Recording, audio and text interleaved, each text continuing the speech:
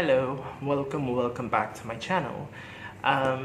Before I proceed, I just kind of want to give you guys a heads up that you would probably hear sounds of drilling in this video, and that is because next door someone is doing some renovation work, and so there might be some noise in this video. So, yep, just a bit of a warning.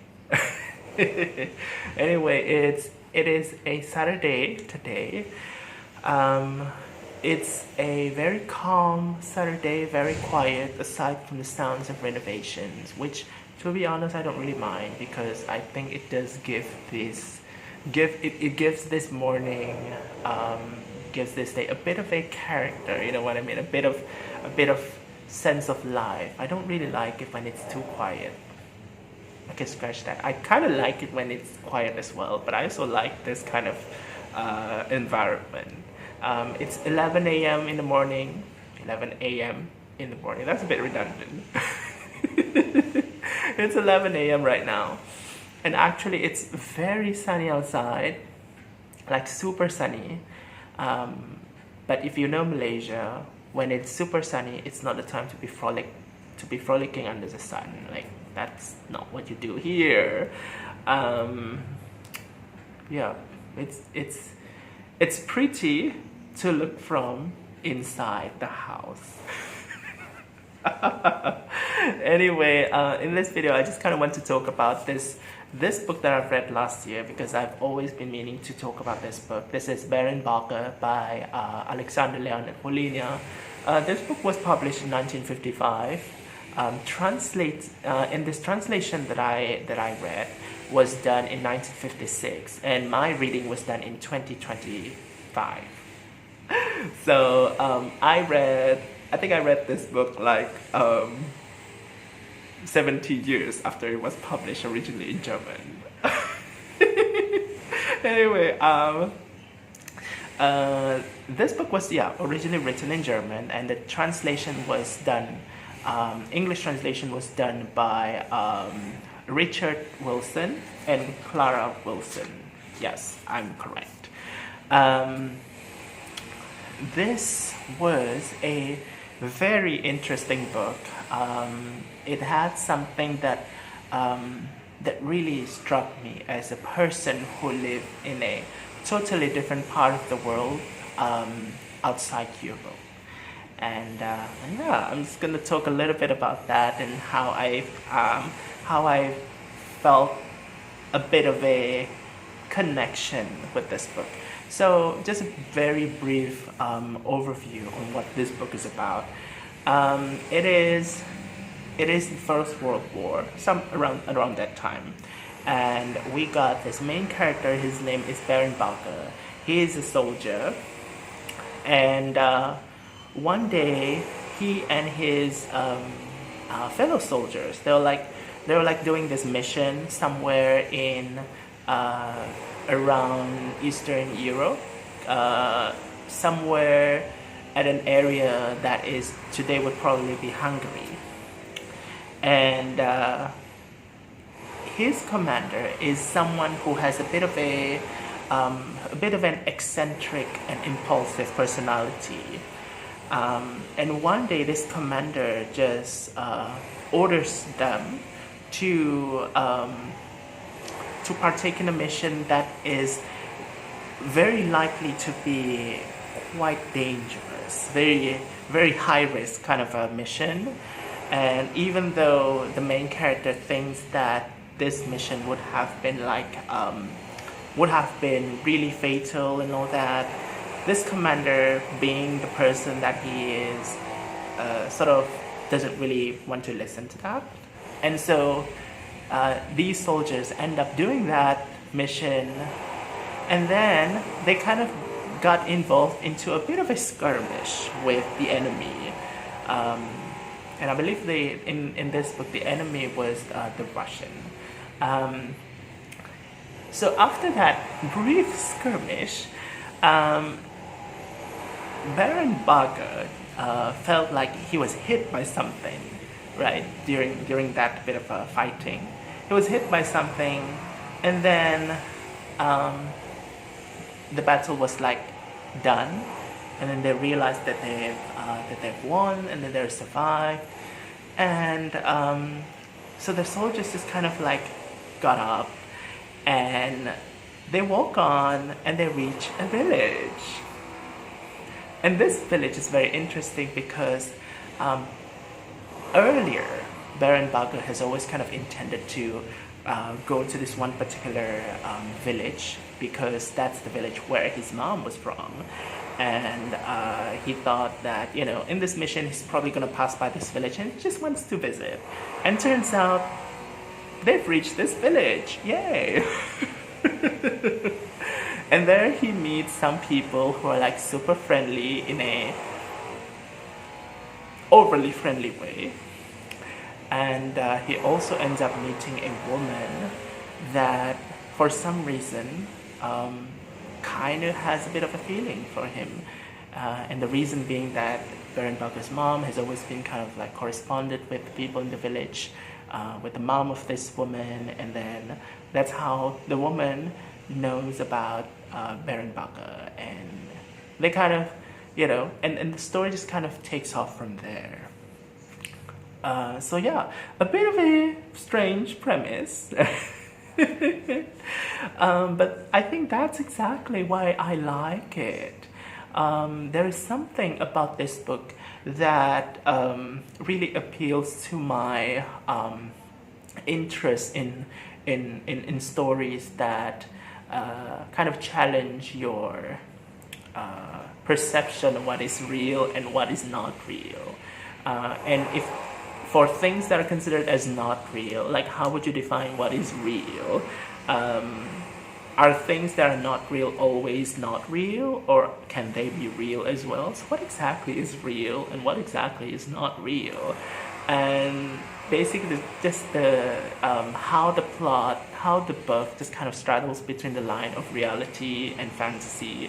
That is the part that I feel to be kind of appealing in a sense, right? Perception on what constitutes realness. Like, does it depend on your perspective? Like, whose perspective is real? Because, you know, reality is something that everyone just kind of I would say it is something that everyone experiences differently depending on who they are. You know, everyone just have a different kind of reality. So it's always interesting to read a story that kind of explores that aspect of reality, right? Differences in reality. Now, another thing about this book is that you may have heard that it was described as some kind of a ghost story.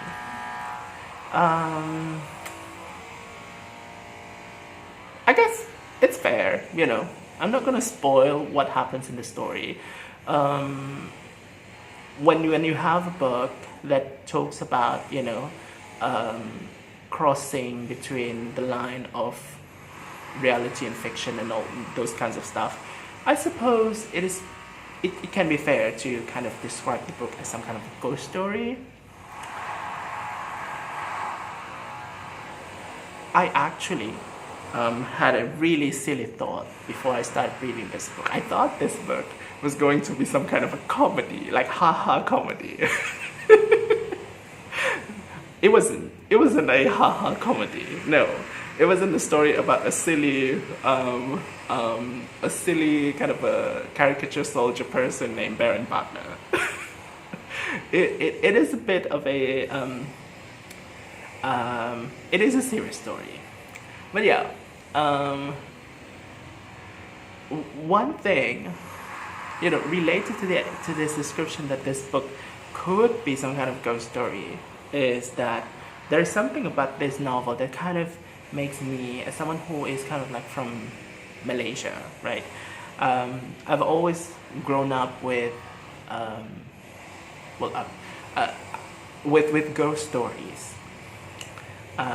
Ghost stories are like everywhere in this part of the world, and I think it is kind of like that in many other parts of the world as well.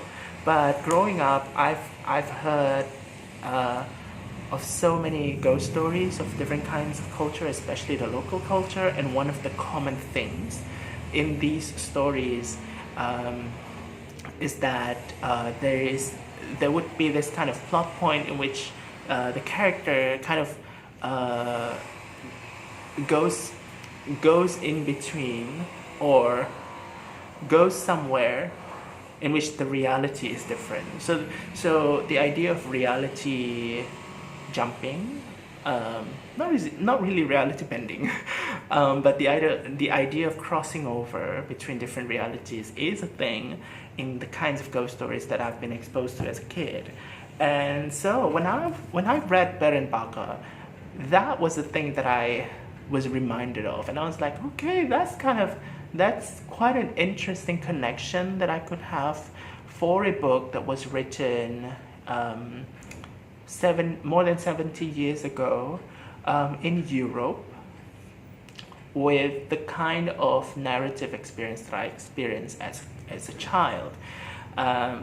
So yeah, I felt a bit of goosebumps when when I was reading this book, because something about it felt quite familiar. That sense of uncanny familiarity. And I came across a video by Angelina from Books Do Things to Me, and she came up with a word that really described why this book charmed me very much, and that word was liminality. When I was reading this book, there was a sense of something that I couldn't really describe, because I haven't found that word at the time.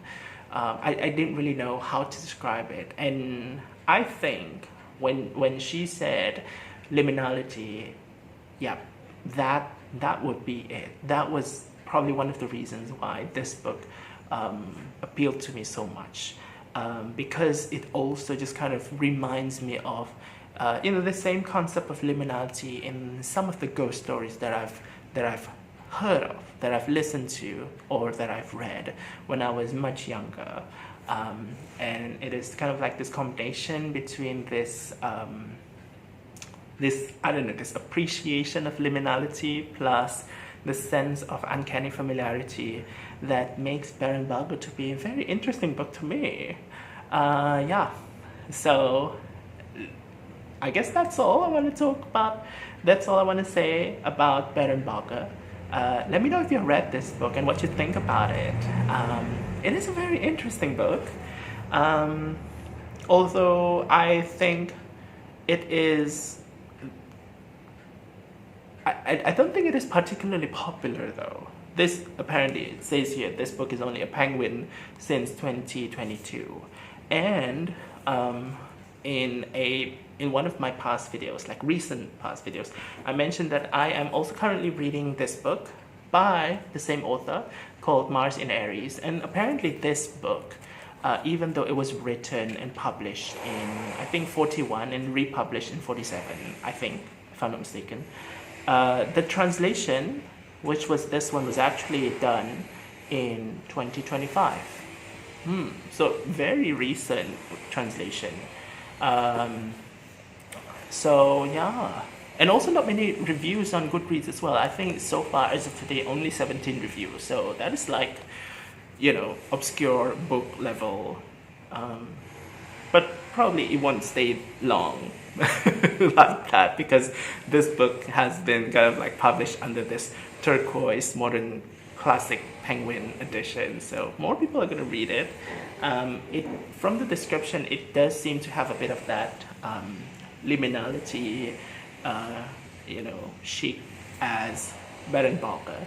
So yep, that's all for this video, and I am going to charge my phone because it says that I only have 20% battery power left. So Thank you for listening, and yeah, let me know what you're currently reading, and I'll see you again in a different video. Bye.